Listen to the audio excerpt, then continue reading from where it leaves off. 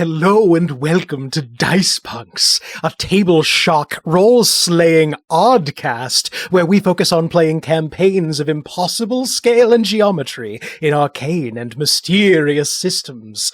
Today, my lovely listeners, I have the doleful duty of duly delivering this eerie exposition. Something is wrong with this house.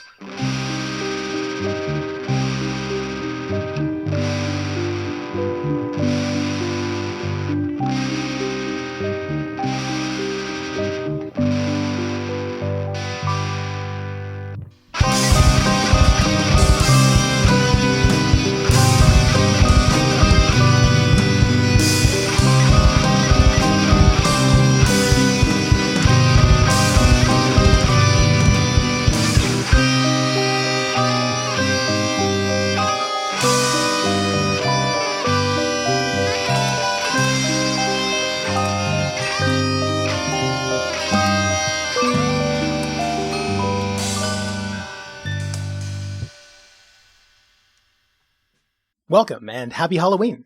I'm Drew, your ghoulish game master, and joining us are... I'm Adam, the elder thing in the walls. I'm Joanne, your pot-banging poltergeist. Robin can't play right now, but I can.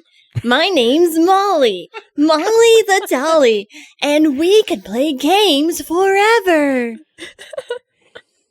Molly's my only friend. I'm the younger thing in the walls. Oh. And I'm Nick, a dastardly demon delighting in damnable, delectable devilry. Sheer perfection. As you can tell, we have a full as well as a haunted house, dear listener. This year, we're honoring our annual tradition around here, taking a break from our campaigns of various lengths for a well and truly haunted one-shot. We're playing Anna Landin and Jonah Bauman's system Something is Wrong with This House. As you probably surmised from the descriptions and from my banter, this is a game about a haunted house. Haunted, that is to say, by the nuclear family. I'll be playing as 4 interlopers invading this place, and our players will be the rightful occupants, trying to scare them away. This is a system that could tend toward a kind of asymmetrical PvP, but I'm approaching rolling for the family as being well within my purview, my game masterly duties. And while the dice will determine the direction of the story, making the story a good one is the goal here. I'm not into anything so tawdry as winning. This is about the sanctity of the spoopy season. To determine how scary and how scared we are, respectively, our players will roll d6, usually 3 of them. I, for my part, will roll exactly 1d6 exactly once tonight. I mean, look forward to that. Before we begin, any questions? I don't think so. All right. No. Well, Onward to mayhem.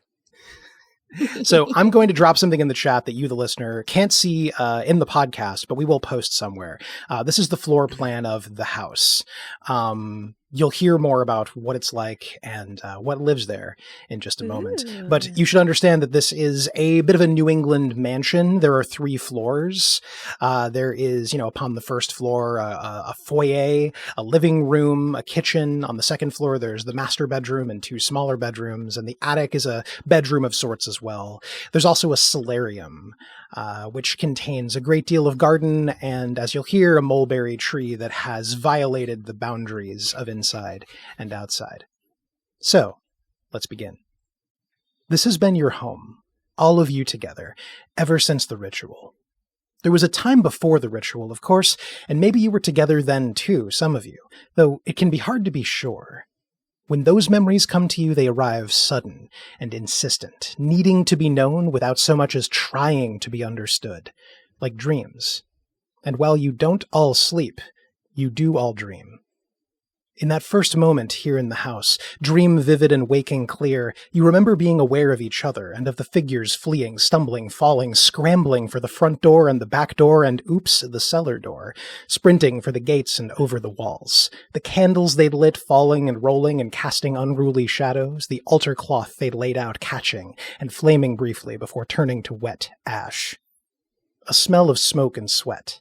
Smells less accountable, too, from somewhere quite else, recently arrived. Then things were peaceful. You watched the paint peel and the floorboards warp, damp with life. You watched as the cobwebs assembled on the oaken mantelpiece, watched as dust occluded the bay windows, watched through them as the garden grew wild with vines and brambles high and free as a stormy sky. You've watched many actual stormy skies come and go, and then promised to find their way back again someday. Days have moved slowly, nights more slowly still, and the nights, in particular, have been delicious. A play of overlapping lightnesses in house-dark halls. A play of moonlight through the ungovernable mulberry tree that has burst through the glass of the solarium, forcing a syncytium of house and garden. When it's windy, that tree gestures wildly, as though it has something terribly important to tell you in a language you don't speak. You could have stayed here happily, together, forever, you think, if only they'd left you alone. They've put their things everywhere. They've disturbed the dust. They've decimated the cobwebs. They light the house at night. The taming of the garden is next, you think, miserably. 3 of them, for days and for nights now, an adult woman of careful affect and 2, you don't have a word for it. They're of liminal age, like the ones who fled after the ritual. Not children, not adults.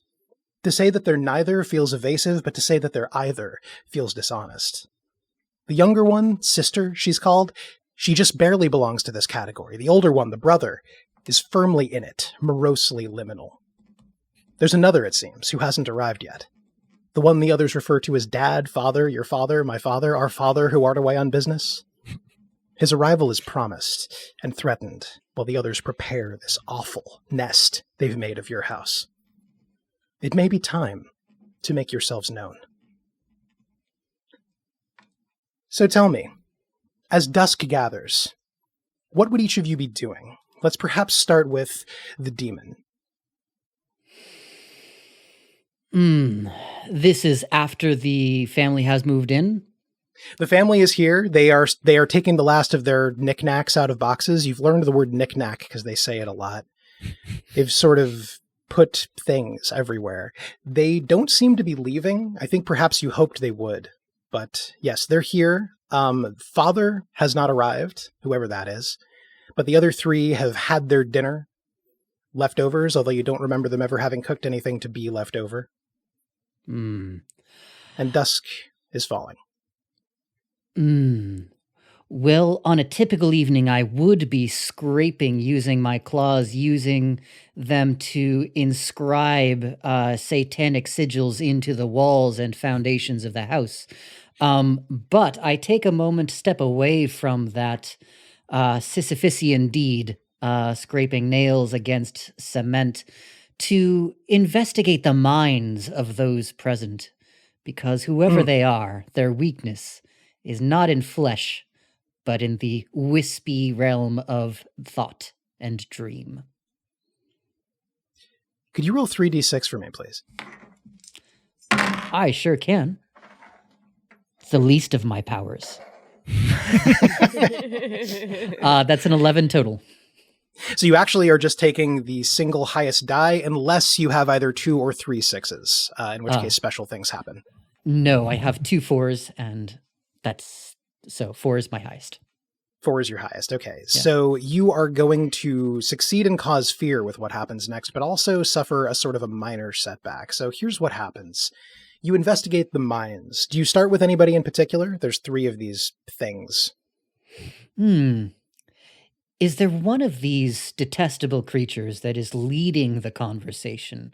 Someone who might see themselves as a head of household? Head of household, you're not sure, but there's definitely one who's leading the conversation. The one that you've heard called brother or son, perhaps. Lanky, with jet black hair and a letterman jacket. I'm not sure what that means, but you've heard them say it and you've seen him wear it. He never takes it off. He wears strange rings and he pouts. He pouts more than any being you've ever seen. And he's leading the conversation in a way that makes you think he doesn't especially like being around the other 2 any more than you like having them here. There's a lot of and in his speech. When you plumb his mind and the depths of his heart, strangely, you just see more of that. The and goes all the way to his very soul.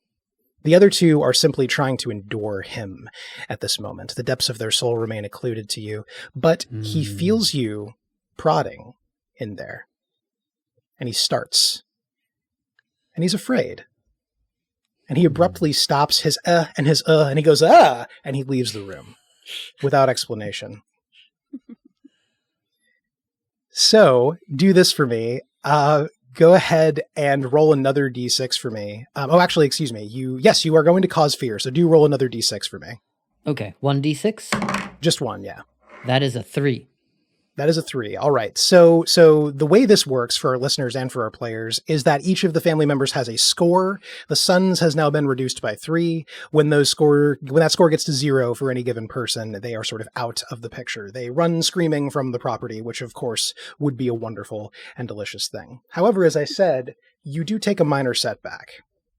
I'm going to say the next time you cause fear, your result is going to be cut in half because it's a little bit exhausting to be in the brains of something so base. His mind is the shallow end of the pool, and I will drown him in it. But you dove in with both feet, so your leg is not broken, but your claws need to get back to scraping. Molly the Dolly, what are you doing? I think that sister looks like fun. Well, when brother stomps off, sister goes up to her room and starts playing with a small, glowing brick of some kind.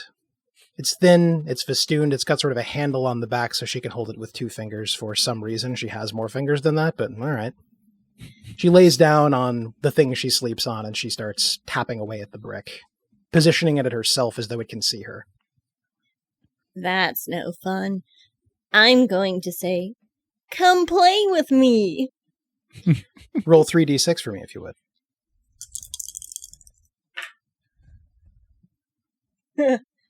The highest is 3. The highest is 3. So that actually is the same as the result we got from the demon there. So you're going to succeed at causing fear. You will suffer a minor setback. She turns, snaps, didn't realize there was a doll in the room, much less Molly the Dolly, looks directly at you with wide eyes. The brick falls from her hand, smacks her in the cheek. She hardly notices. Didn't do any real damage. What do you say next?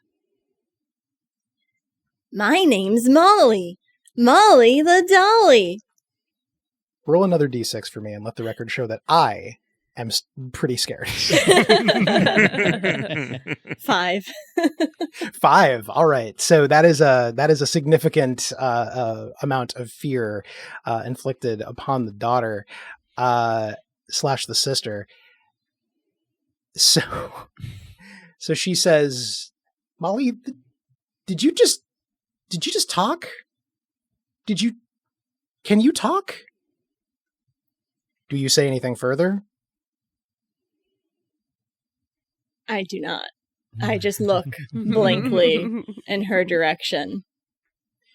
She walks over to you. She picks you up. She examines you from many angles. She looks for some kind of device, the trick.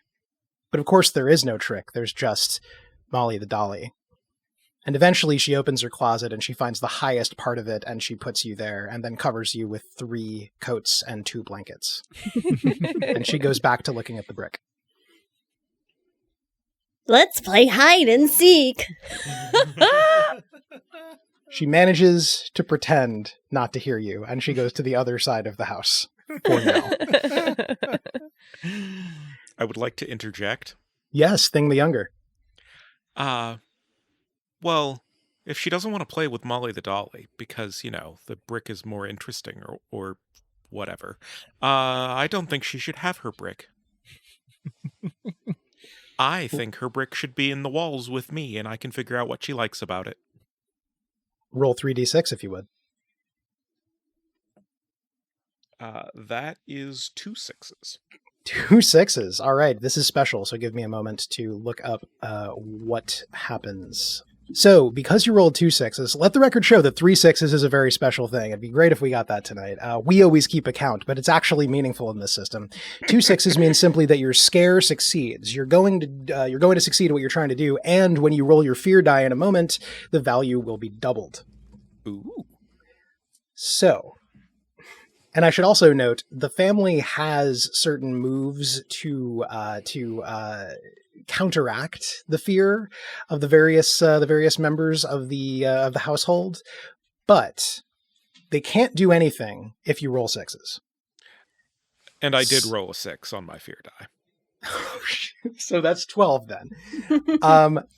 So just so you know, she just watches her brick disappear into the wall. Like there may be a faint outline of a hand, child size, holding it, but not by the 2-finger handle. She reaches for it. She taps for it. She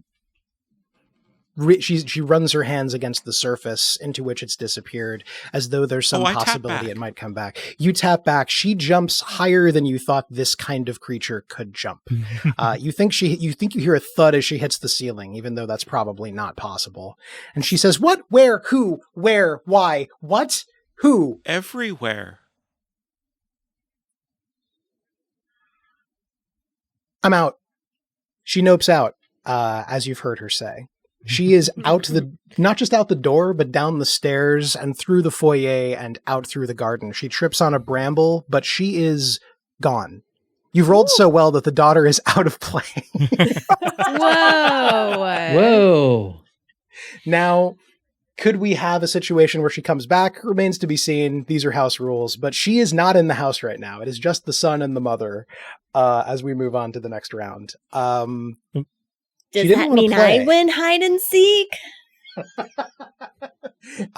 It doesn't have any mechanical implications, but yes, it does. You did win hide and seek. I love when I win. I'm going to say the blankets and coats slough off, and you fall down onto them and are now sort of able to see the action through the slits in the closet. I toss you her brick. What do you think of the brick? It's boring. I do just have this image of your like little fused together doll finger hand just like clonking against the surface to no effect. Yeah, it doesn't do anything for me. It may be a little less boring since it was absorbed into the walls. Now there's a faint smell of sulfur, plasma, like something deep in the earth, and also maybe the surface of the sun. It's hotter than it should be, but it doesn't burn you. It's become definitely moderately less boring.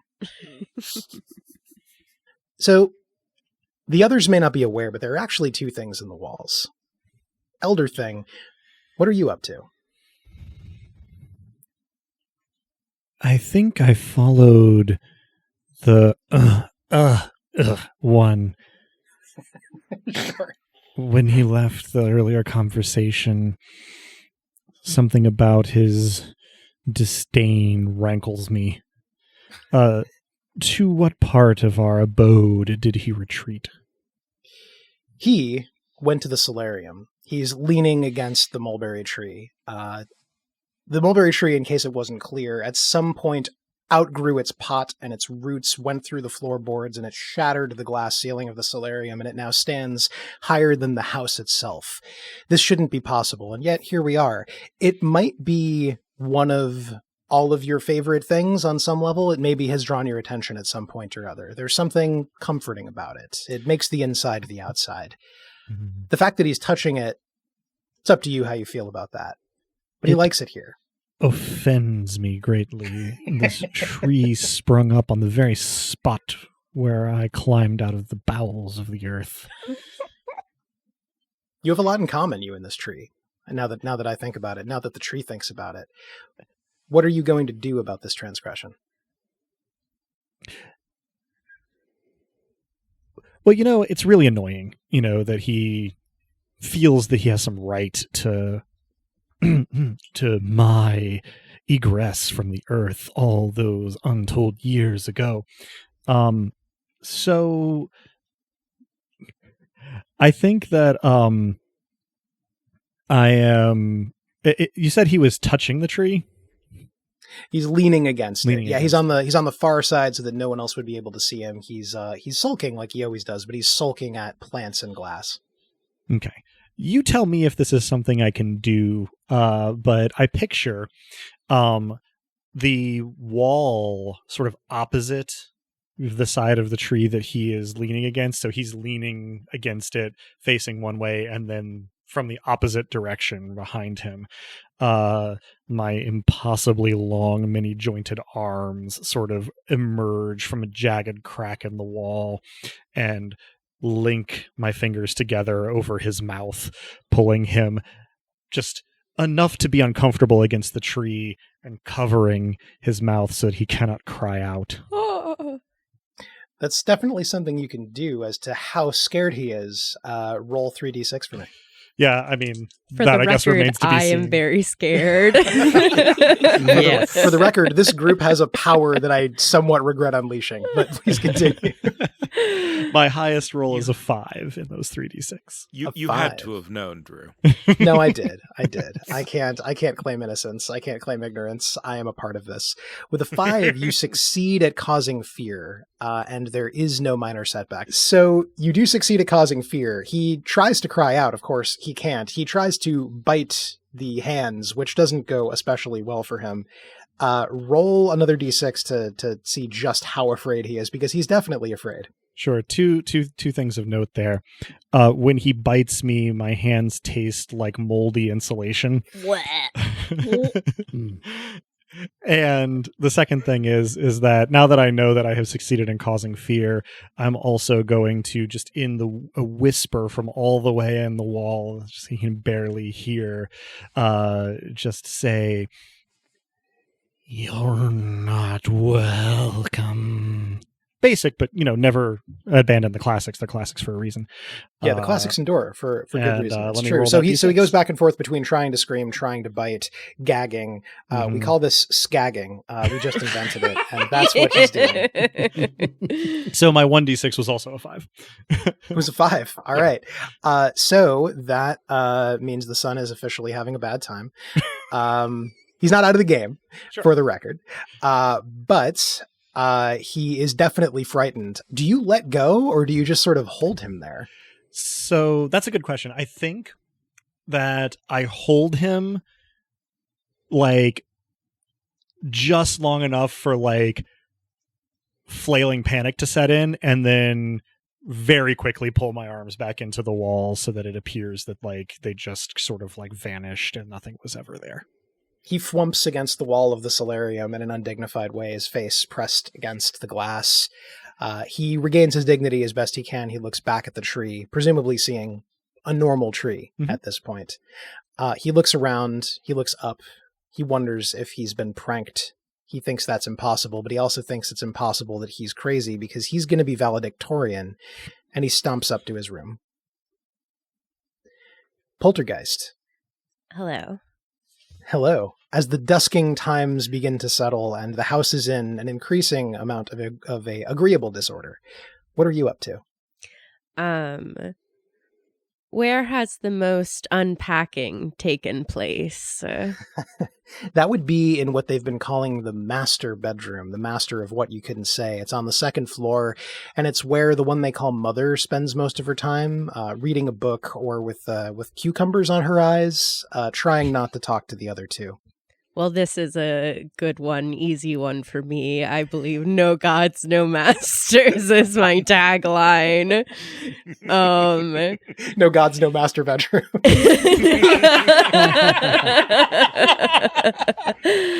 And where there are signs of organization that I would not use at all, this clearly needs some reorganization.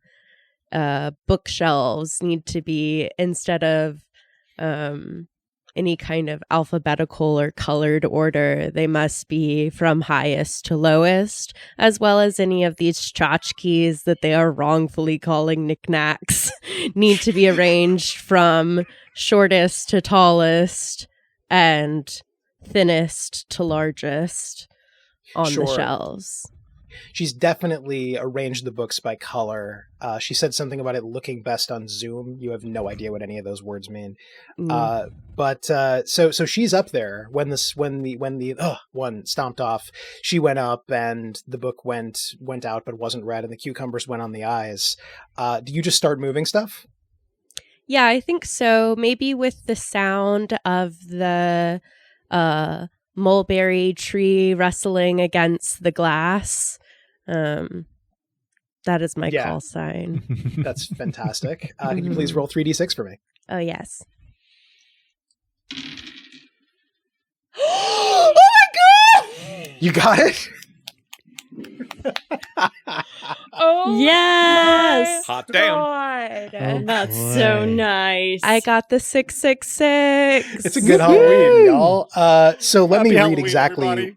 Let me read exactly what happens. Happy Halloween. So when you roll 3 6s, you are Mhm. terror incarnate. Oh my Your target God. loses all will to remain and is removed from the game. Yeah, well, I have created a whirlwind of books flying around then. She is Suck a world. the cucumbers right off of her eyes. I was going to say, she's a world champion of trying to ignore things, and so she tries to ignore the whirlwind of books and of tchotchkes, properly called. But when the cucumbers come off as well, she can no longer ignore things. When her slippers come off her feet, when she's in the middle of a maelstrom, when the bedding begins to come off the bed, when the paint, freshly painted, begins to peel off the wall as though it's ancient, she's terrified. Genuinely terrified. She lets out a shriek that's almost comforting in its inhumanity. Music to my ears. This is just like whatever the girl's got in her tape deck. Yeah, modern tape deck. She tries to open the window. A book hits her in the back of the head. Luckily, it's a paperback, so no harm done. But she's definitely concerned. She looks back. She's more scared than ever. She shrieks again. She gets the window open. She scrambles down the trellis successfully. Is the book okay? The book is fine. Good. None of her books show any indication of having been read. Good. We love learning in this house. Molly really is quite a thing for me. I didn't realize this was going to be such a thing. So moving on, she gets down the trellis without any real harm to her person. She is running across the garden. Do any of the objects follow her? Yeah, if she has some of those little like precious moments, babies. Live, laugh, she love does. signs. Yeah, live, laugh, love signs. Those are not in style here. Right out the door. There was a sign hanging over her side of the mirror in the bathroom that said "True crime, glass of wine, bed by 9." Horrifying. It goes. That is spinning. so much more hateful. It goes spinning out the window like a shuriken. It does not harm her, but it cuts through a vine just next to her face. It whooshes, and she turns one more time, shrieks perhaps louder than ever, falls backwards, scrambles on her hands and back, manages to get up and climbs over the wall impressively. I must say, she has some get up and go. She is off the property. Yes. This is the end of the dusk round, and I think it went well for you. Seems like it went well. So dusk is over and night has fallen. And as night falls, besides feeling very proud of yourselves, the thing that happens is that a car peels into the driveway. The car is red. It's a deep red.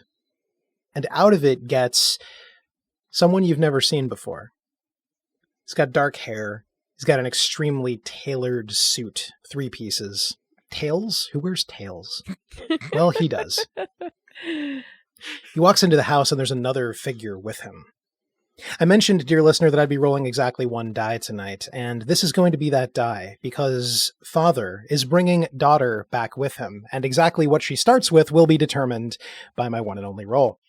Oh. That's a 5. Okay, so Ooh. not nothing.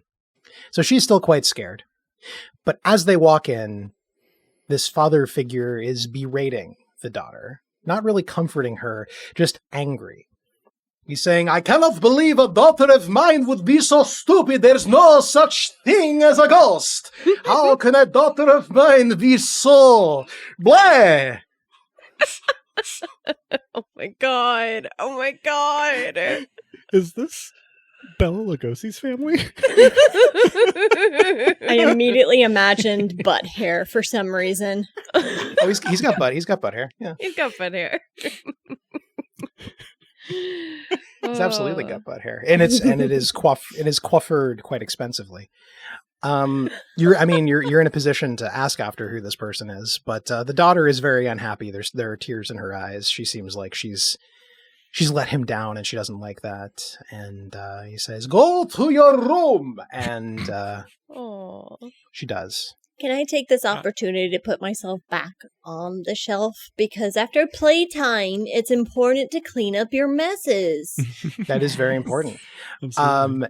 Is this the move that you or setting yourself up for the move that's going to be your scare, or is this just proper toy discipline?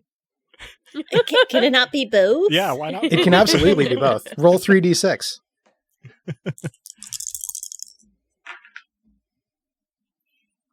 Oh, my highest was a 4.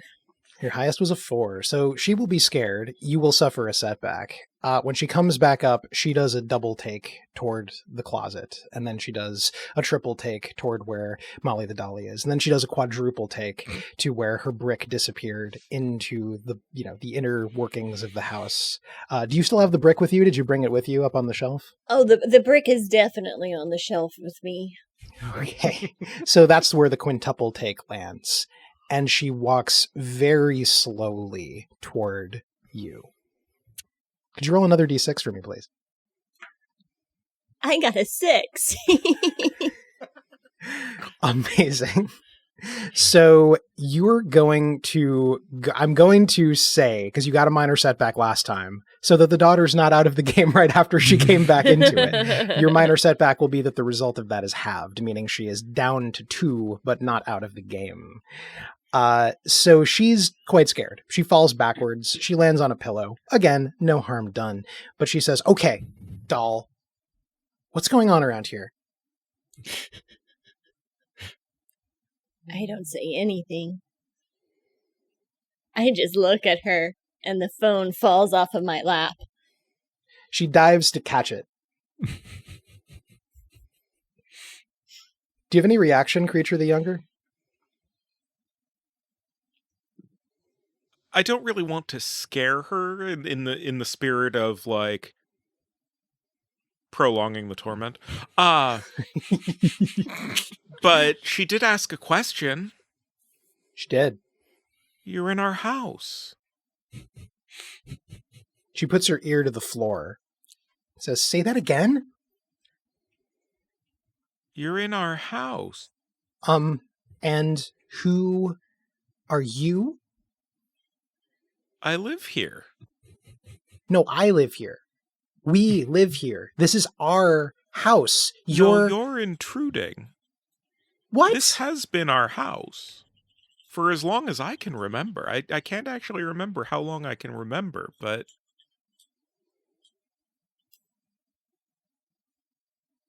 I can't tell my dad that I'm going crazy, because my dad already thinks I'm going crazy. Why does he think you're going crazy? Because the house... Let's play hide and seek. 1, She does, 2. in fact, dive into the closet. Oh my god. Now, what happens here is actually mechanically meaningful. So once per game, the daughter can hide to escape from the creatures. To find her again, a creature must roll 3d6 and get a 5 or higher on at least 2 of the dice. Oh. So if you go looking for her in the closet, well, do you go looking for her in the closet? No? You let her there? I'm going to say then that you can see her through the slats. You know where she is, but you have the strangest feeling if you opened it, she wouldn't be there. It's weird. Yeah, no. It's weird in a way that feels good, actually. This is fine. she's asking questions about whose house it really is, and now I have to go find someone else to make sure they know whose house it is. But if someone else wants a turn first, by all means. She is firmly in the closet, and she says, "Doll, if you're still out there, can I have my phone, please?" 3, 4.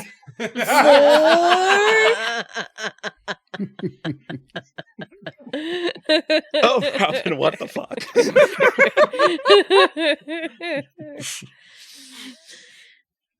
Okay. Demon. How Yes. you doing? Oh, I'm doing much better now that one of them is gone. Did we establish where you do your scraping? Is this in the mysterious red room in the basement, which of course there is? Oh, yes, very much so. Scraping, nail on cement over the course of years, decades, centuries. It's weird. The room wasn't red before you started scraping. Anyway. So what are you up to now? Yes, well, father, having just returned home to a house empty of wife that he expected to be there, I'm going to do something, just a little bit of light influence on memories, making his memory of arriving here in his car, having come from a business trip, just a little bit more distant. It's still accessible, but he's starting to question perhaps whether it's really real. Where's his wife? Did he just imagine the blood all over his hands? Did he just imagine? No, surely she's here. She's gotta be here. He wouldn't. Wait, now he's gotta check. Roll 3d6. Lost one off the table. Please roll that one again. Yes, I have 2 6s and the reroll was a 2. All right. Okay, so it's actually going to be a 4. The result of your fear die is doubled. So he looks down at his hands and he does see blood. He weirdly feels at his teeth after he sees the blood on his hands. He looks confused. He looks around, goes, "Honey! Honey, where are you? Kids, where is your mother?" He starts panicking. He goes out to his car. He checks the gas gauge. He checks the odometer. No, that looks right. That looks right. But wait, where is his wife? He looks at the tracks that have scrambled across the garden. He tromps across the garden and picks up a sign that says, "True crime, glass of wine, bed by 9." He breaks it over his knee and throws the 2 pieces over the wall and then stalks back into the house. "Honey, where are you? There's no way. There's no way. I wouldn't have done it yet." Okay. I have things to do. Please do. Jump in. Okay, I would like... You can also use turns to aid each other if you would like to. Not that you have to, just reminding folks that that's a mechanic if you're so inspired. Please continue. I would like to set... Would you pull up the map for me, Adam? Yes, certainly. And pull up the first floor for me. Okay, so I would like to set up wine glasses and candles in the dining room. I would like to open all of the cabinets in the kitchen, and I would like to, let's see, get some of the kitchen knives, utensils out onto the kitchen table. When you say onto, yes. Just laying on it, not stuck into it or anything. Facing up. And are you talking like butter knives, No, table knives, steak knives, or like a filleting chef, knives? like a chef's knife. They have some extremely nice ones. Yeah, they have hamon lines and everything, Ooh. and they are all laid and pointed threateningly. Roll 3d6. Yay! My highest is a 4. Highest is a 4. All right, so you are going to get a scare. You're going to get a minor setback as well. Roll another d6 to see just how scary you are. I am 5 scare. You are 5 scare. All right, Did we so get I'm going to say your scariness? Hmm? Did we get Nick's scariness? We did. It was 2 times 2 for 4. 2 Okay. times 2 divided by 2 Yes. because of his setback. Ooh, good Oh, call. Thank okay. you for reminding me. Mhm, Yes. mhm. So I will note that for Dad. And I'm sorry, Joanne, remind me your scariness again when you have Thanks for getting me caught up. Hers was a 5. 5. Yours was a 5. Nice. 5. Okay. Dad starts with a beefy HP bar, so so the game is not over, don't worry. But also don't worry, he's scared. He sees the Yay. knives pointing at him, and you can tell when one of these creatures feels accused. This is usually the one of them doing the accusing, but he seems stricken. He takes a step back as though he's been stabbed, though he hasn't yet. He can't help but think. He looks down at his red vest under his black clothing, and he thinks for a moment that there's blood there, which there is, but only because he's smeared it there. He thinks the combination of the knives accusing him in the kitchen being open and him being quite sure he's done something terrible on a schedule he hadn't anticipated has him properly freaking out. You did well. Ooh, and then the rustle of the mulberry tree. His face snaps toward the mulberry tree, and he goes down on his knees and looks at it as though it can absolve him. I will presume it refuses.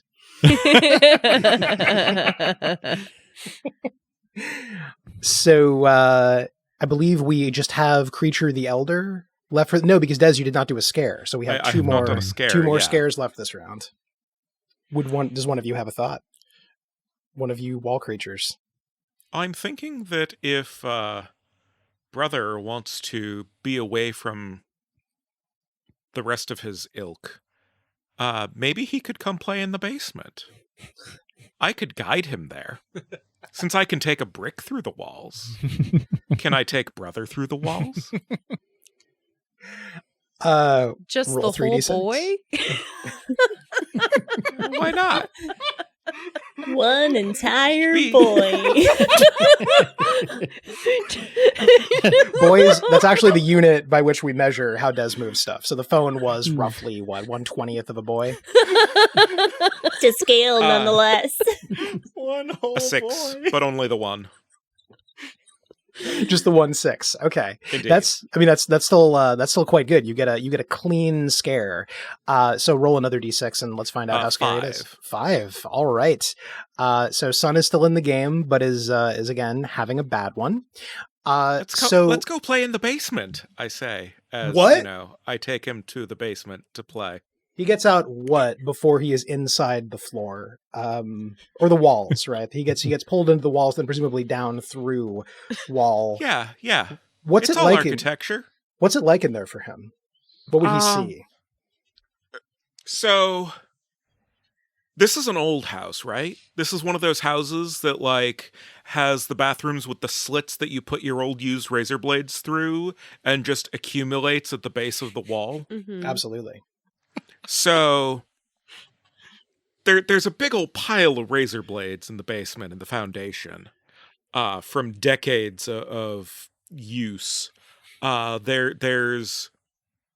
It's not terribly well insulated, this house, I think, by this point. After all, most of that, I think, has gone to the other thing in the walls that I don't know about's breath. Dear listener, Adam is making om nom nom motions. And it's sort of like, well, you remember the camera visual in The Matrix when Mouse declares that they're in the walls? It's sort of that style of grim. Sure. Light And then filters, we're but in not much. the red room in the basement. After, passing by and or through all those razor blades. You can tell somehow by the look on his face that he's been to the basement and seen this red room and chosen very definitively not to go in. And now he's here. He goes, "Ugh!" And he says, "You're the thing from the solarium. You're the thing from the tree." No, this is just my room. I thought we could play. Play what? What are you talking about? Why are you talking? What are you?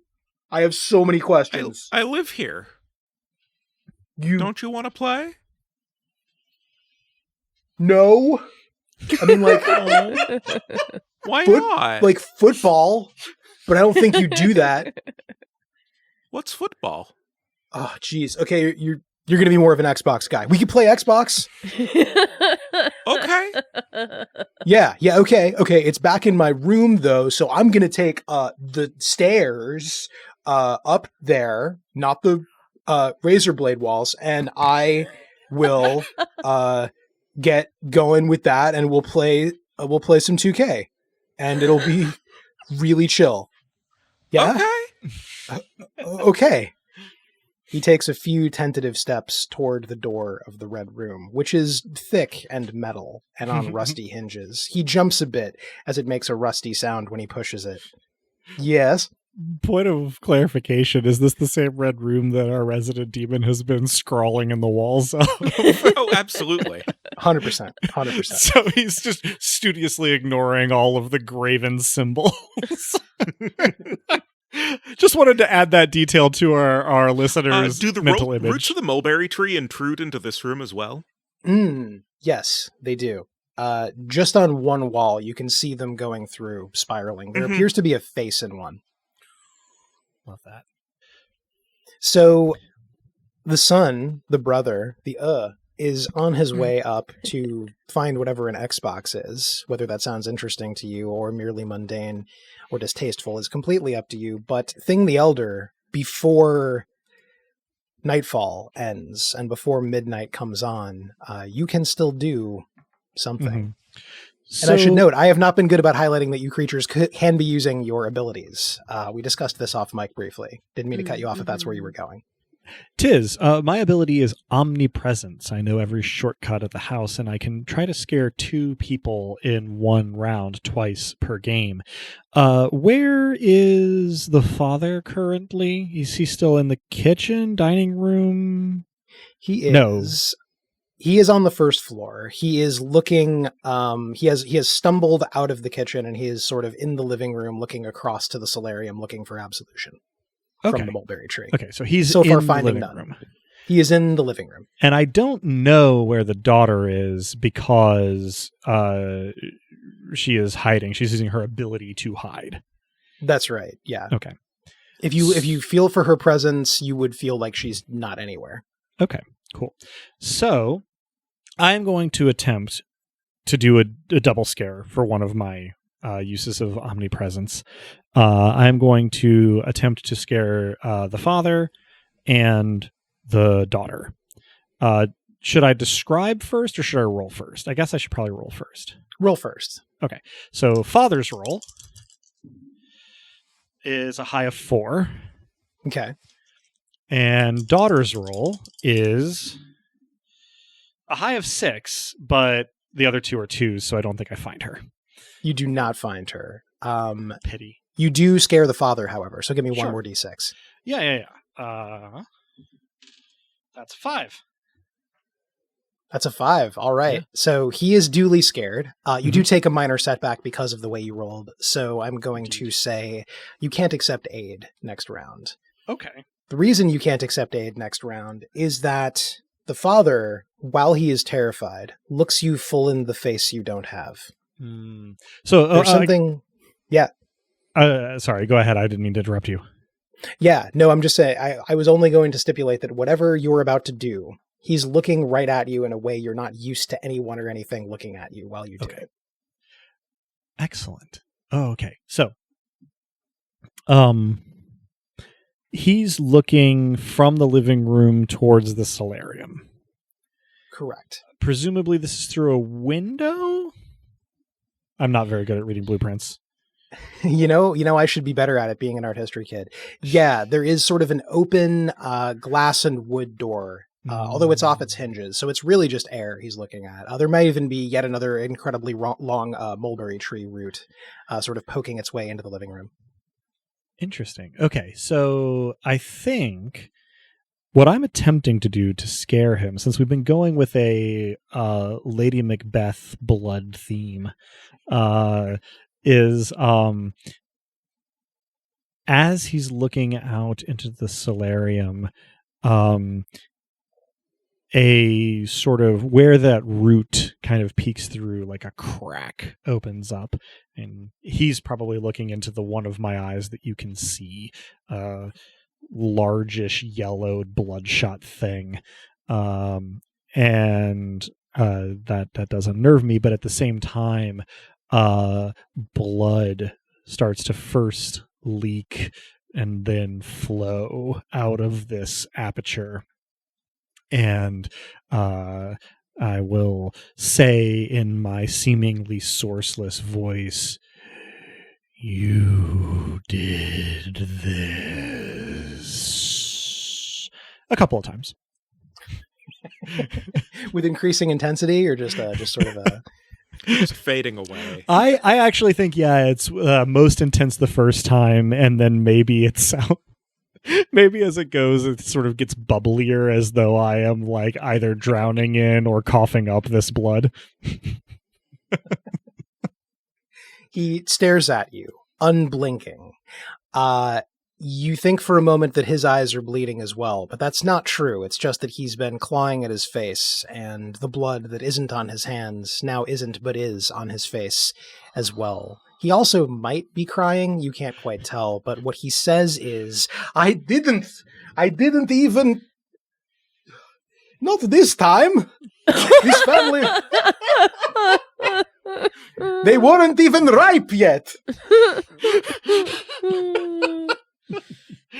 Oh, I choose not to acknowledge this, but as I fade back into the wall and the crack closes up, I probably think to myself, golly. As you say, golly, midnight chimes. There's no grandfather clock in the house, but you hear one anyway. The leading theory is that the mulberry tree ate one at some point. But from deep somewhere, you hear the clang of midnight.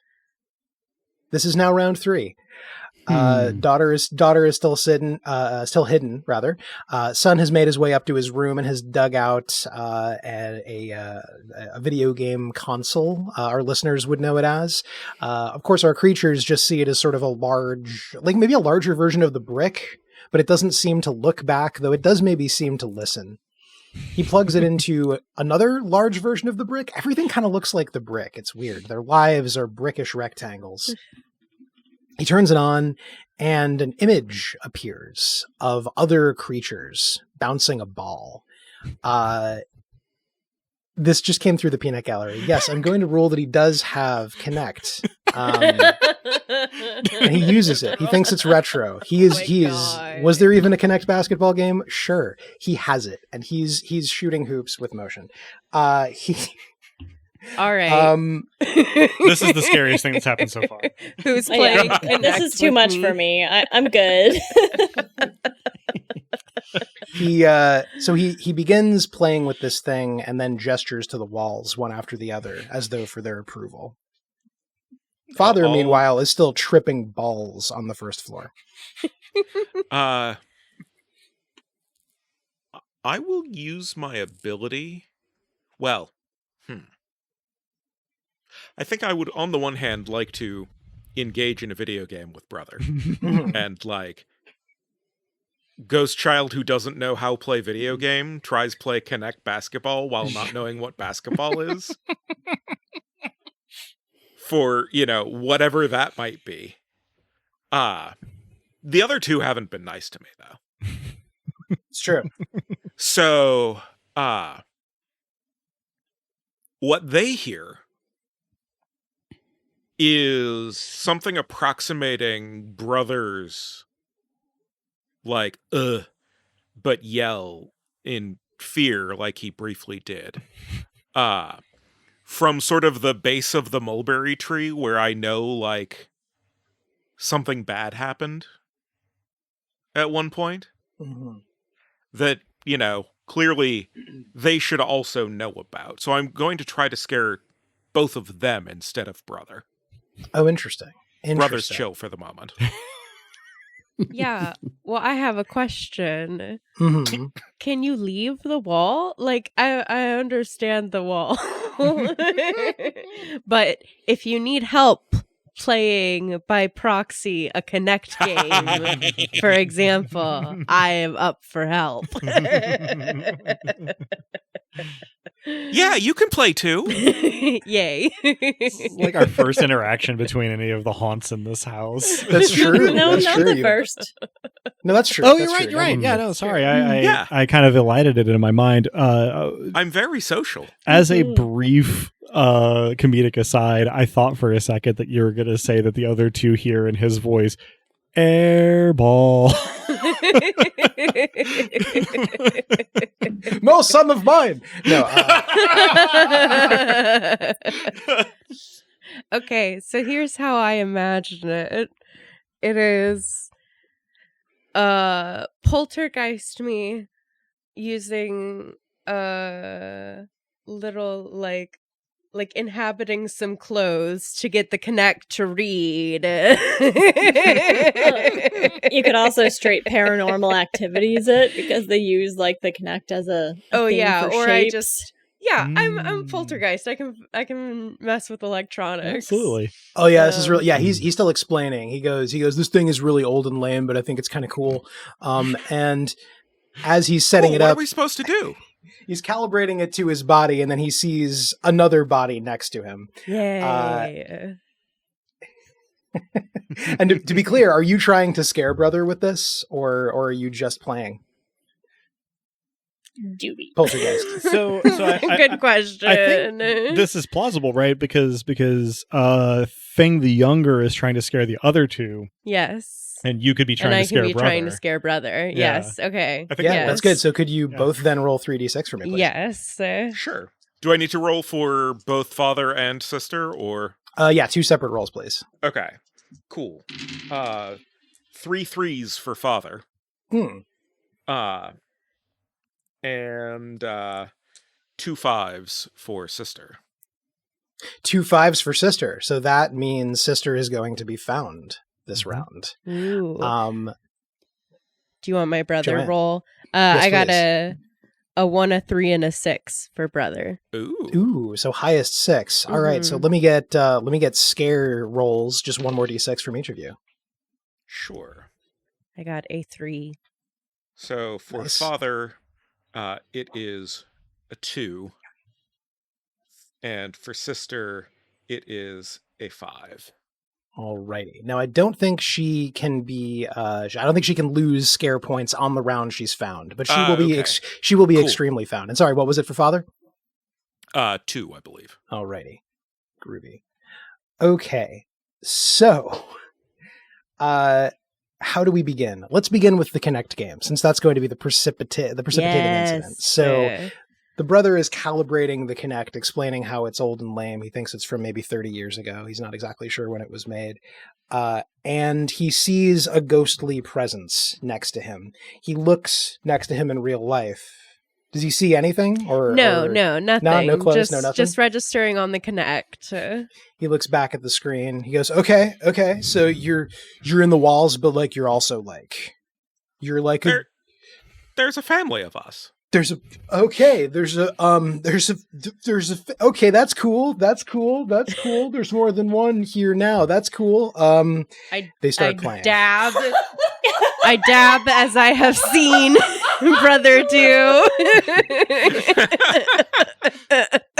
The ancient Dabbed on sign. him. You have made the ancient sigil, and he is duly shamed. He can't believe that he's been dabbed on by a thing from beyond the veil. He is scared. He is extremely scared. You can actually see him sweating through his shirt. He takes off his Letterman jacket for the first time you've ever seen him do it, and he is drenched in sweat. He is, however, not having fun in a terrified sort of way. I should note that from a mechanical perspective, he's on the edge of noping out of the house, but he is hanging in there, and he's having a surprisingly good time. He shows you how to play the game. Do you how do you get into it? So are we playing 2K? Am I shooting? Sure, yeah. Basketball. This may be a game that doesn't exist, but yes, let's say you were playing a game Yeah, that that's is what like we're doing. We're playing basketball. I'm like you totally dribbling playing Connect around basketball. him. Is there a version of defeating one of these where they go native instead of fleeing the house? I'm This gonna is the rule most it's fun I've possible. had in ages. We could have more in the family. Yeah. Yeah. So long as they come with a connect. At the thought that there could be more in the family, brother smiles, then catches himself smiling, then frowns, then looks concerned, then goes back to the game because he, Yes. whatever else happens, is going to win. At some point, though, he misses a shot and remembers that there's things in the room with him, and there is a noise. This noise filters through the mulberry tree, acting as an amplification device. The mulberry tree actually grows a mouth under its bleeding eye, briefly, and it makes the sound that the brother would make if he were in distress. It's sort of a... "Ah!" The father has heard this sound before. He is quite afraid. He takes a step back, which shouldn't be possible because he's on his knees, but he scooches backwards on his knees, trailing what he thinks is blood as he does. And he says, all right, what do you want from me? Does anyone answer? I was going I to will give... note that Demon and Molly... Yeah, Go please. demon, go Mm. demon, go. Demon, go demon, go demon, go. I appreciate Vanilla Ice guest appearance Hang is on. not something we can afford. Right? Yeah. the most frightening thing of all. hmm Vanilla Ice plays the Connect, a Halloween horror story. Funny aside, I saw Vanilla Ice perform at a free concert at an amusement park back in 2015 or whatever. Did he do the Ninja Turtles song? Because that He would be sure the perfect did. setting. Yeah. What? Yeah. Fuck That's yes. amazing. He's a total professional. Wish I'd have been there. He knew where he was and that, maybe he was not quite at his height in the 90s, but he was a great guy. He was a good sport. Vanilla Ice, if you're listening, you're all right. Yeah. Let's find a social media to Adam. Oh, yeah. We must. That is a joke. I am not doing Imagine that. if he's on No. Tumblr. If he is, he's been tagged in Stranger Things already. Absolutely. Not the Yeah. show Stranger Things, although probably that too. Hellside, affectionate. Yeah. So I think that things are starting to come together for Demon. Everything's coming up. Everything's sixes. going up deep. Everything's coming up, Demon. We're raising hell to new heights. Hail Satan. The basement, specifically. Right, exactly. So, so I'm going to enlist some aid using my special power for the evening that I can possess one family member and enlist their help in my scare once per evening. So, Still daughter. no, excellent, good. Yeah, so you've got plans for daughter, I've got plans for son, and to scare dad, hopefully out of the house. We'll see. So, brother is sweaty, dirty, with some superficial cuts. I am going to see what I can do to inhabit the body of brother and just go walk and see if we can find dad. So I wander through. Do I eventually find him by the mulberry tree shouting at the heavens for guidance as to what's going on? Well, so hold on. Let's see if you successfully possess brother to see if you can Okay. wander to the mulberry tree in his person. So roll 3d6 for me. Okay. You're getting ahead of yourself, which I like. I like the cut of your jib, Demon. Oh, I see. I do have 1 6 and 2 1s. Well, there you go then. Those 2 1s are irrelevant, and that 6 means you are wildly successful. At least you do what you're trying to do. How scary it is, Okay. we'll see in a moment. So All right. you are trying to possess brother in order to scare father. Is that correct? Yes, indeed. Okay. So we'll see how well you did once he gets down there. So what happens is that the brother, mid 3-pointer, freezes. He actually seems to freeze in midair and sort of float back down to earth. He looks to the Don't wall. bother. He looks next to him at nothing in particular. What was that? Sorry. I dunk on him. Insult to injury. You know that something is wrong when he doesn't respond. Oh, hi, demon. Be nice to this one. He's been friendly. Oh, yeah, no, he's going to be fine. Father, not so much. I'll give him back when I'm done. Thank you. And if all goes well, no one will tell him to stop playing. Excellent. The sun is hovering a couple of inches off the ground. The Kinect interprets this as the ball bouncing off his head, and he makes the three-pointer. Oh. He then hovers out the door. He hovers into the door. Then the door opens. Then he hovers out of it. Yes? Yes, Demon? Oh. Yes, Molly. Yeah, go ahead. First, okay, let's go Demon, then Molly. Yeah, so Demon acknowledges the situation that, okay, this hovering, it's a side effect, but I'm going to do my best to try to ground him. I'd like to just kind of speak through brother as though everything is normal when everything is very, very not normal. Sure. He there might be does some... make... I was going to say, he makes motions with his legs as though he's walking. An attentive viewer would notice that the legs are not supporting any weight. However, he is walking humanishly. All right, excellent. That's good enough. You know, there might be some demon leaking out the sides. That's normal. I accept that. And then Molly, I think that you had something to add. As he walks by the daughter's room, he hears 7, 8. Drew died. Nope, I died in real life. Before you can get to 10, the daughter comes tumbling out of the closet, since she has actually been found. We'll get back to what you do next in just a moment, Molly.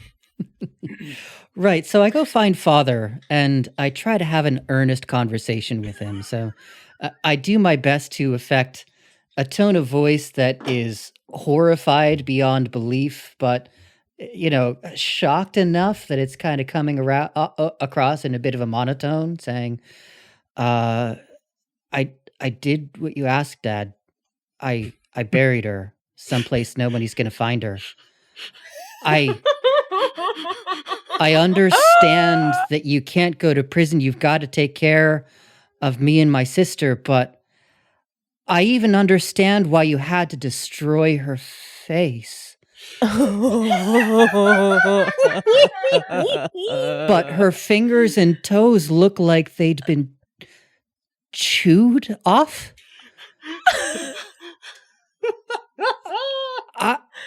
What did you do? What did you do to Mom? What in the unruly hell are you talking about, son? I've done nothing. I think that's sufficient. Brother is going to go back to playing Connect. Just turning around without another word and wandering out in a stunned silence, shaking his head in disbelief and horror. He loses a shoe while counterfeiting walking, but otherwise you pulled it off very successfully. The father is horror struck. Brother remembers none of this. Brother is just glad he made the three-pointer. He gets right back into Connect basketball. Well done. So Molly the Dolly, daughter has emerged from the closet, which means the game is over before it started, unfortunately. 9, 9.5. Okay. Whatever you were gonna do, just don't do it. 9.75. No. Whatever you were gonna. Okay. That's fine. 10. That's fine. She goes back into the closet, but. Yes, good call. I forgot something very important, which we'll get back to. So she goes back into the closet, superficially covers herself with not even a blanket. Let's say just she pulls a hat down over her eyes, closes the door halfway and says, okay, come out. Come, I'm heading. Do the thing, please. 10. Molly's hunting again. And that last comes from somewhere behind her in the closet. I would like to use that skill that I missed the first time. Please do. And yeah, so you should have gotten a skill the first time you scared a family member. We fiated that you're going to get to use it whenever you want because we slipped that. Yeah. So extra d6 in this roll. Alrighty. I got 2 5s, so I guess that would be 5. That is a 5. Yeah, doubles only matter if they're 6s. Okay, so Sixes. give me a fear roll. And while we're at it, Demon, I forgot your fear roll because I was so entranced in the scene you were spinning. So when you have a moment, roll another d6 and we'll find out how much you scared Dad. What'd you get, Molly? I got a 6. Okay. So what do you want from Daughter? Do you want her out or do you want to play with her forever and ever? What are you trying to achieve here? I want to play games forever. It's just the problem that when you play too long with a doll, they tend to break. Are you talking about me or you? No, all the dolls that I play with. What kind of dolls? Like you. Oh, great. That's kind of what I thought. So I'm kind of going through some stuff right now, and if you could maybe not kill me, that would be like really, really great. I would appreciate it. No. I don't harm. That wouldn't be nice for playtime. It's like that story about the Velveteen Rabbit. You know, you become real open when you get worn out a little. Didn't that kid have some kind of like gnarly disease or something? He just you know, like when you play with a stuffed animal too much, an eye might come out or their lens might go weird and floppy. That's all. I think it was scarlet fever. I think it was. I think I don't But you want should be our family. You should join us. to. You're here. Yeah, I am. The thing is, I already got a family, and even though that's not working out so great. Yeah, that may not last much longer. I'm getting that impression.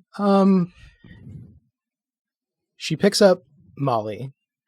She says, "You can come to wall person," and begins to, if Molly does not resist, walk outside into the garden and says, "I think hide and seek would be way more fun out here, right? Right?" You can't tell if she's intending to flee or not, but My favorite part of hide and seek is seeking. okay. Yeah, seeking sounds great. Seeking sounds super fun, really fun. So close your eyes. No peeking, no cheating. Yeah, cool. Set me down over there first. Okay, where's there? Where's there? I point at the mulberry tree. She sets you down on a gnarl by a mulberry tree that looks strangely like a knee. You're sitting on it. Do you start counting? 1. She is off like a shot. She is following the same path that Mom took.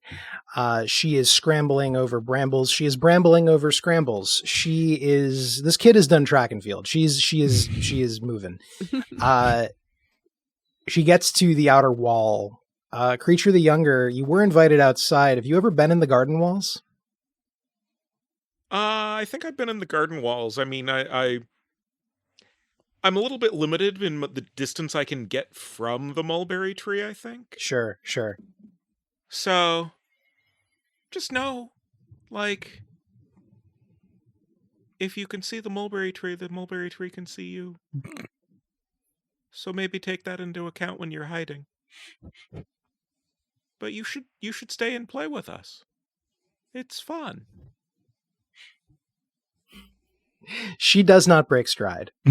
She vaults over the garden wall, but she does stop just on the other side to collect herself. She is out of the house, but the mulberry tree is in view, at least a bit. Meanwhile, we're entering the witching hour. This is the true dead of night. Yes? Did I get a midnight turn? Oh, you didn't. Excuse me. I am a mess tonight, y'all. Thank you. I'm having way too much fun. You need a Me midnight too. turn, and let me tell you, Dad is ready for it. Let me say this again so this can come out in the wash, and I'm not a complete mess on the recording. Sorry, guys. You are doing such a fantastic job. Oh, You're thank doing you. great. Agreed. Yeah, no, this is great. Thank you very much. So she's outside of the premises. Mom, it must be noted, is like Mom may not be in this reality anymore. Mom might have hopped timelines completely. Son is actually having quite a nice time, despite having been briefly possessed. Father is not having a nice time. He's on his knees. He is increasingly sure that he has done something horrible, which is not really out of character, but he's done something he doesn't remember and that he didn't expect, which is wildly out of character. So he's frightened. He's beginning to get up, and he's actually beginning to walk toward the staircase. As though he's going to go upstairs and do something, when he sees his daughter run by and isn't sure whether to go up the stairs or out after his son or outside after his daughter. He is standing stuck. In the foyer? In the foyer, yes. Okay. The failure. Okay, that's also the second most terrifying thing to happen. I think... Okay. Let me ask you a question. You said they've been decorating this house. They have. Have they put any framed art or photography along the wall up the stairs? They have. There are a bunch of family portraits, particularly of the father's side of the family. They all look a lot like him in various garb, like a lot like him, actually. But a bunch of generations of sort of aristocratic-looking dudes with dark hair, sometimes butt hair, sometimes a wicked widow's peak. Okay, so again, let me know if this is within my ability to do. But as he starts to ascend the stairs, I'm going to try to have the figures in the pictures all reach for him. Is that something that is within my power? Oh, that's absolutely within your power. Okay. Whether you pull it off depends Sure, upon the dice. that has to be the roll. 3d6, Yeah, please. yeah. So let me Yeah. roll that. My high die there is a 4, and I think I had a minor setback from last time. I don't remember what You it did. was. We said you It just was couldn't accept something. aid, so you're Okay. not trying to accept aid. So Indeed, that's indeed. fine. That's a 4. You will have another minor setback next Sure. and final round. But yeah, you do get a scare. So give me that fear roll. Absolutely. This die has been treating me okay. 2. Hey, that ain't nothing. That's whittling him down. Indeed. So Chip that damage adds up. This is basically, as I picture it, me reaching out with my limbs through the portraits so that they appear to leave the frames and like grasp at him as he goes up the stairs. The fingers Just are imagining the figure at the end of the painting at the end of the hallway in The Seventh Guest, like gritty, like 1993's finest CD-ROM animation and all. This would be, they would think they were making something so scary if this were in an FMV game. Yeah. Holography wouldn't go amiss. What happens is the portraits first all look at him. Their eyes shift, and then their heads shift, and then their arms jut. They're impossibly long and impossibly spindly, and it's not clear where finger ends and fingernail begins, claw-like. There's so many of them. There's at least 8 generations represented on this wall, so there's at least 16 arms. He quickly loses count as they append him and grab at him and hold him suspended in midair. Do you say anything to him? Given that I only rolled a 2 for his fear, probably not. Fair enough. You rolled a 2 for his fear. That's interesting. So he says, all right. I asked what you want and you didn't tell me what you want. The worst part of all is you're blowing my cover. I was getting ready to... It doesn't matter what I was getting ready to do, but you ruined everything. Never, ever buy a mansion in New England. Okay, so I think that at this point, I'm trying not to show it, but I'm getting scared of him.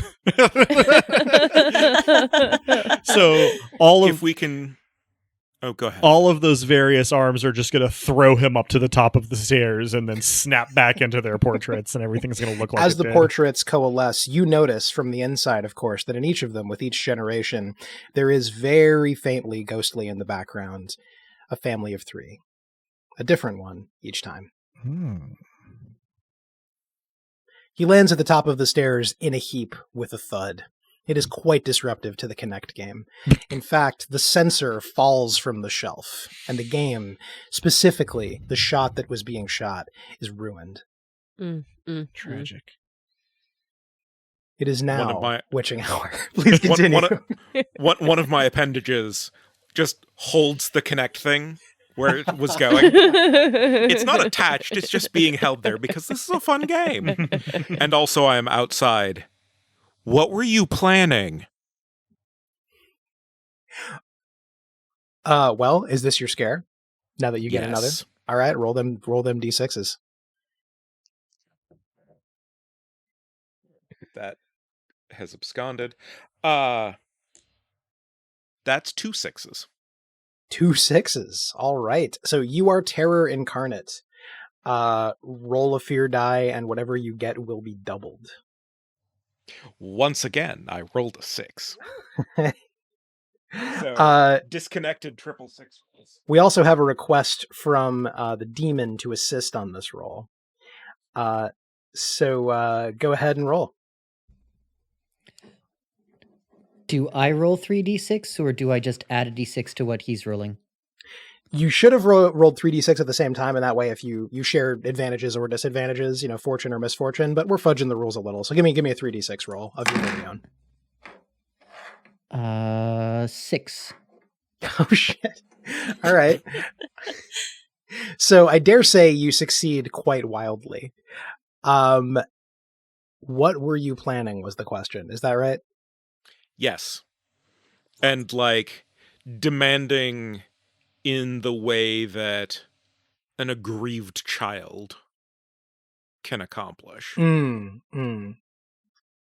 Somewhere in the last hour, a storm has kicked up. This means that water is pooling in the solarium. This means the mulberry tree is whipping wildly. There was a break in the storm when you started speaking, but the trees started whipping wildly again anyway, more wildly than ever. Leaves fluttering about, and that insistent motioning that the tree does sometimes. The light shifts and changes. God, there's light even though it's nighttime, but somehow the light is a friend just now because it is all focused on him, on Father, on our Father who art terrified. And he says, "What was I planning? What are you planning? What is anyone planning? I was doing what I do. I raise a family, I meet a family, I raise them and I meet them and I provide for them and I do everything I could possibly be asked to do and then I eat them like I'm supposed to. Like a father is supposed to do for his family." That's not how families work. It's always how mine have worked. This You're not very good at this. Oh, come on. The one who created me was a bloodthirsty monster and I turned out just fine. This, since I just interacted with the father, may be the first time I've ever heard Thing the Younger speak. This may be a revelation for me. Yep. Yep. Also, Demon, how are you interacting with Father? Yeah, since you're assisting. Yeah, I feel like just kind of after everything that Thing in the wall says, there's just kind of a deep bones of the earth echo of that voice that has the hatred and fury of hell behind it, a threat for what awaits the moment that Father slips up, and that it is very important that he answers these questions. You rolled so well that I will also say that one by one, each portrait begins to glow red because each now, somehow, was taken in the Red Room. Nice. So, Father does not literally melt into a puddle, but figuratively, you'd better believe that he does. If a being could flatten, he flattens. He tries to stand, and he can't. He is beyond terror. He is terror in his own mind, but he is also as terrified as anyone has ever been. He makes a last-ditch effort to get to his son's room.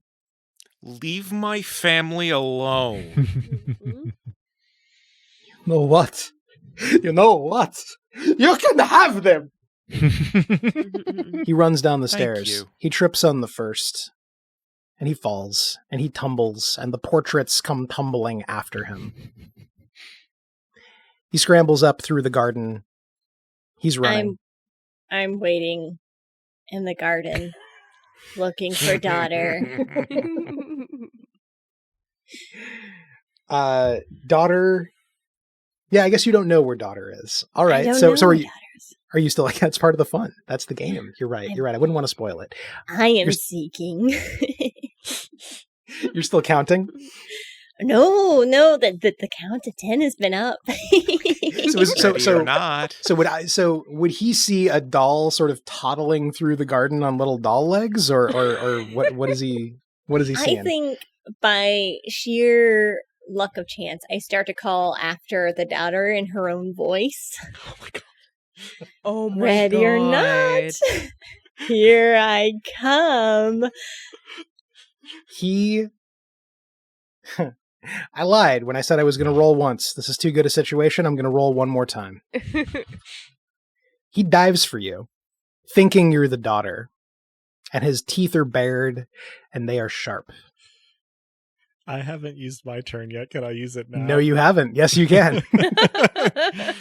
So what I would like to happen is that he's diving, and as he's diving, I reach up from the soil and pull him down to it and hold him there. Is what I would like to do. I'm going to roll to see how that goes. Give it a roll. Give it a roll. My high is a 3. Mm. And I had a minor setback from last time. I don't know that we'd established what it was. We didn't establish what it was. Let's go ahead and let's say that you can't get 8 on this, right? Okay. So if somebody wants to help you succeed more than you can't. So the roots entangle him. He is scared, but to be clear, mechanically, he's already as scared as he can be. He is maximum scared. Sure, if we were yeah. talking, there is no sort of mechanical significance to being in negative numbers in this point. Sure. I did So roll he a is a 4 basket case. just for fun. Yeah, do it for sure. I So mean, that's how much more I think scared this he could would be be. just the final disposition of Father. Indeed. Is he joins any other bones that are likely to be. Yeah, I was going in to the say, roots of if the I'm mulberry allowed, I can tree. pull him into the ground and he's never seen again. But if he runs away, that's also fine. The tree I do grabs say it. that I'm the one seeking right now.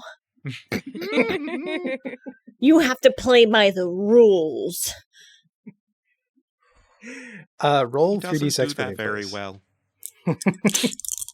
I make the rules. I got a 6.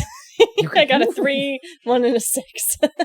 Okay, roll one more d6 for me then. All right.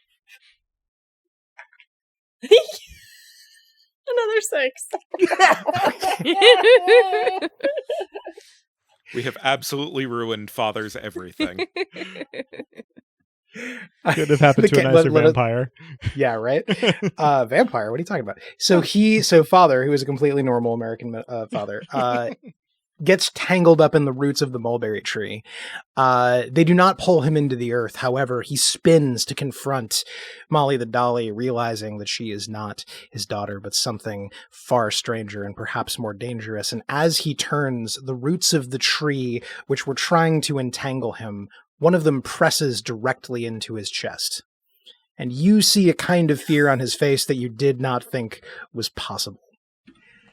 So, there's a fear on Father's face you've never seen before, as one of the branches gets very close to his chest. It doesn't Ooh. penetrate. He's suspended there. He can't move. He's close to death, but he's not there. He's closer than he's maybe ever been, and it's an unfamiliar feeling to him. As I say, He's not impaled, but he also can't help but notice that, stuck as he is, dawn is coming. Oh, yes. Poltergeist, I believe we haven't had a move from you in this this witchingest of hours. So last I was playing Connect with the sun. Which mini games have been played. You've beaten him more often than not, and he's been increasingly okay with it. You can tell how proud he is of himself for that. He's only pouted a little. Okay. I think what I am going to do is cause an electrical malfunction with the Connect and all of its parts, and take the little sensor and bring it to the mulberry tree. So telekinetic grabby and bring with me to my favorite place in the whole wide world where I love to bury things. Sure. Wait. Can I, before on my way with the sensor, can I grab a pull a hank of a brother's hair out, please? Sure. This might be the first time he's had a bad time in quite a while. But he doesn't object too vigorously. He seems less upset by the pain and more upset by the fact that you've messed up his hair. It's okay. This is just making sure you're one of us. Yes, one of us. Stay with us. One of us. His eyes glaze over. You think his feet don't touch the ground for a moment, but that can't possibly be true right now. Demons nowhere in evidence. And he seems okay, all things considered. He is rubbing his head, though. I would like to bring his hank of hair and fashion it flowerly to add to my collection. Describe your collection. So I have a beautiful collection of flowers, wreath organized, made of, well, human hair, like you do, arranged in a frame, lovingly, depicting the many generations of traumatized humans that have lived here before. Oh, that's very sweet. Their family. It's an heirloom.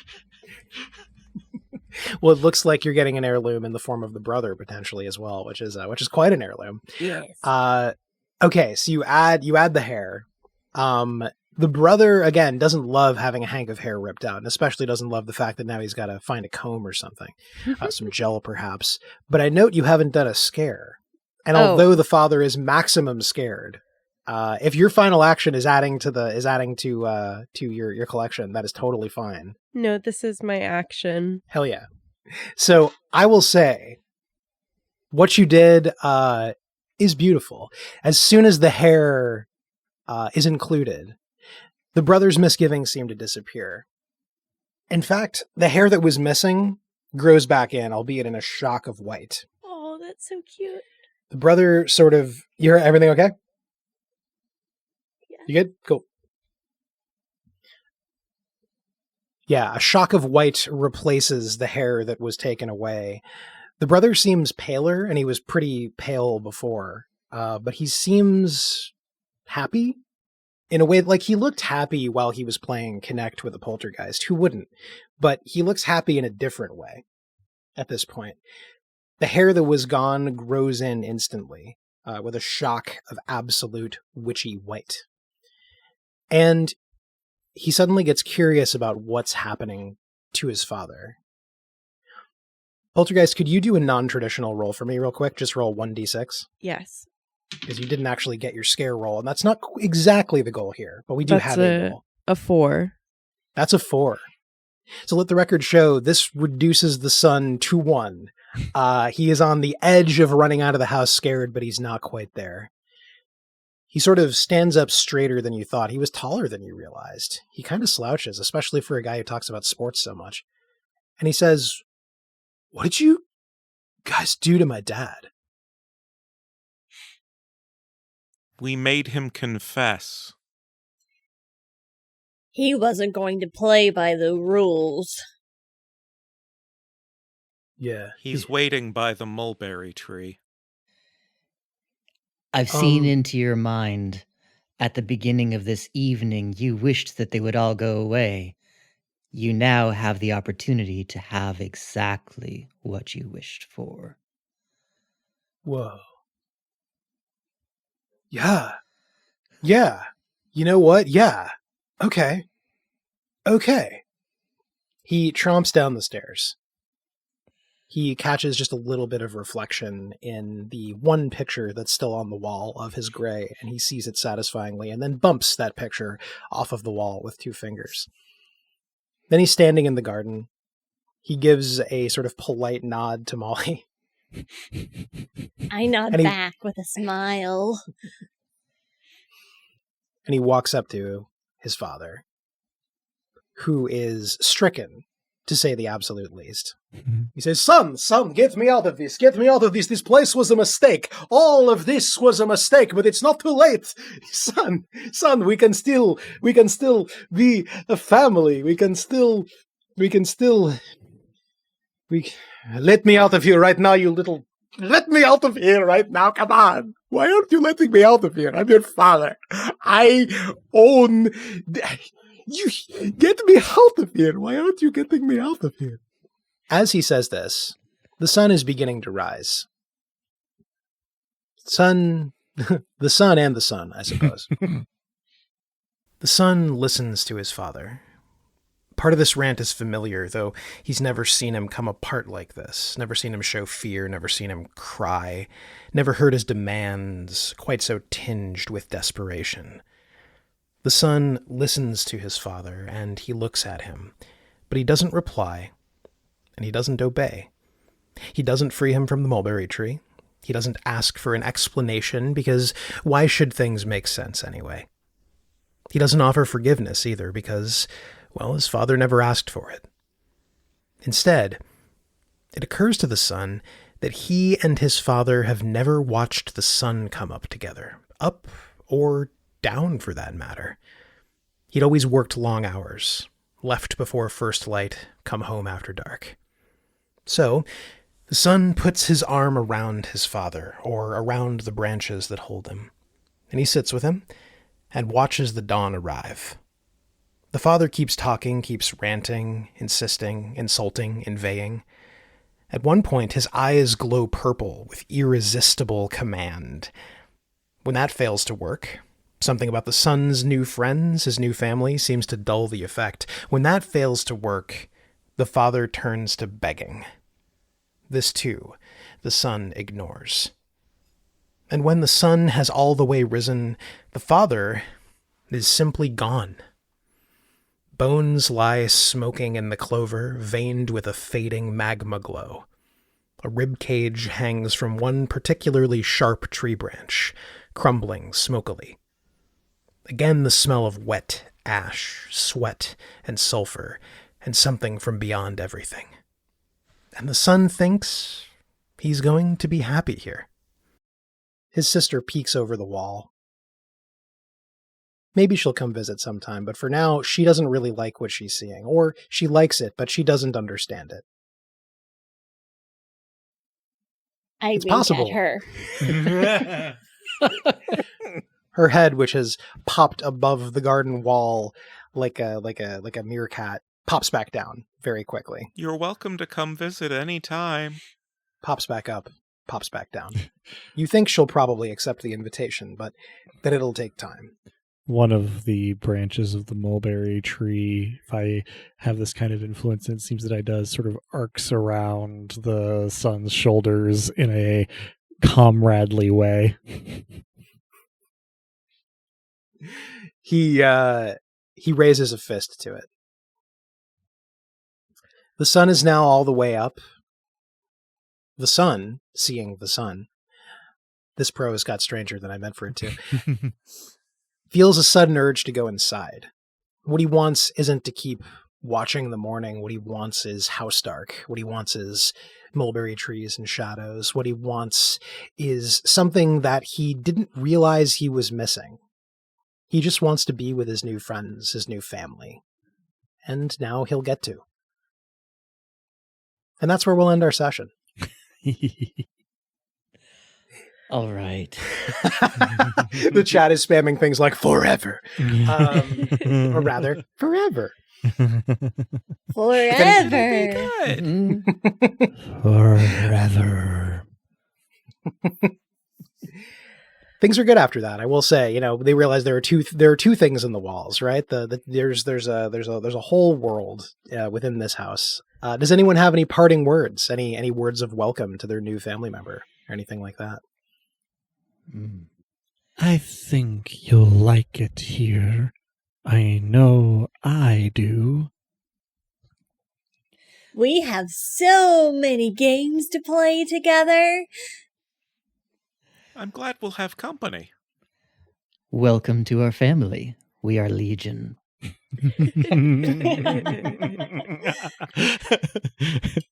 Direct hit on Drew. Thank you for listening to another episode of Dice Punks. We can be found on all sorts of corners of the wider web that are not currently owned by Elon Musk and or Mark Zuckerberg. Such corners include our own website, dicepunks.com, as well as Tumblr and Co-host. We can be found in whatever podcatcher you happen to use. Actually, if that's not true, drop us a message in one of the aforementioned platforms and we'll try to take care of that for you. If you are both inclined and easily able to throw us a few bucks, then we appreciate that a whole lot. One of us, and you can do so over at patreon.com/dicepunks. Our beloved and beneficent patrons get a whole extra feed, the Dice Peaks After Show, where we talk about what went into the episode, how we think it went, sometimes only tangentially related topics, allusions to so-called real life. It's a good time, so if that sounds like your jam, and or if you'd like to support us, then join us. Again, patreon.com/dicepunks. Sincere appreciation, as always, to our esteemed webmaster, Philip, for his mastery of the web, and to our Lady of Art, Joanne, for our logo and other sundry art. Our Halloween theme, The Midnight March for Haunted Things, is by Robin Graves and Drew Blood. I think that all that remains to be said is Happy Halloween, and whatever our players would like to say. Players, bid the listeners a fond farewell. Goodbye. For now. Today's letter has been R, as in play by the rules or run. You may be afraid of things that go bump in the night, but really you should be aware of the things that don't go bump in the night. Those are the true terrors. Thanks for being good company, everyone. And as the poet once said, feast like pagans, never get enough, sleep like dead men, wake up like dead men, and when the sun comes, try not to hate the light. Someday, we'll try to walk upright.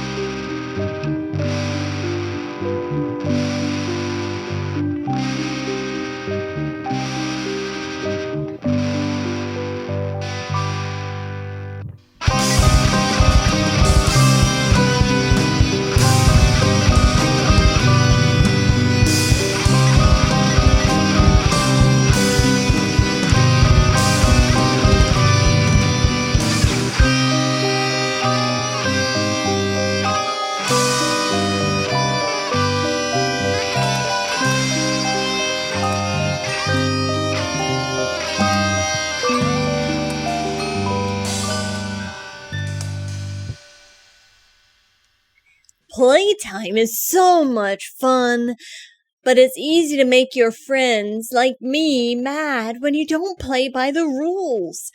So kids, here's some tips on how to make sure that play doesn't turn into slay. Rule 1.